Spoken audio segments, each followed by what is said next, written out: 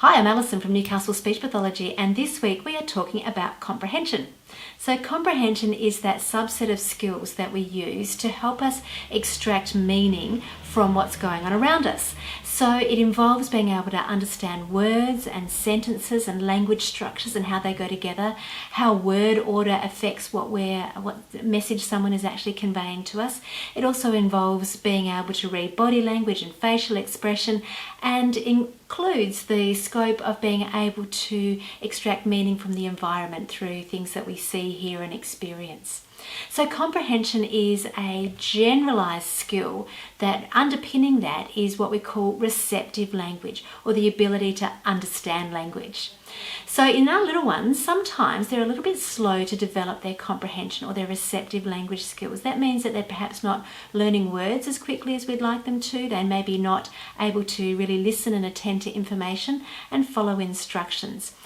Slightly older children, we might see this in the fact that they're not able to perhaps grasp a joke because they don't get the nuances of language, or fully participate in a discussion that's going on in the classroom, or be able to answer questions about something that they've seen or heard, or being able to make what we call inferences, so extracting information and adding in what we know from past experience to make sense of something new. So how do we develop these comprehension skills in our children? Well, in this week's blog, I've got 11 tips for you. So I'm just going to give you a few here. So number one, make sure you have your child's attention before you give them an instruction or some key information that you need them to remember. So attention is really a very, very key part of this.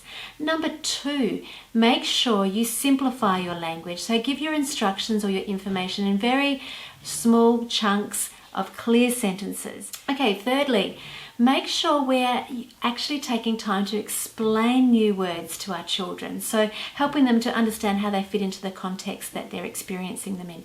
Building their vocabulary is a key way to develop their comprehension skills. And my final tip for the video is make it visual. So make sure when you're giving them key information, you're using lots of gestures, you've got your facial expressions communicating the meaning behind your words.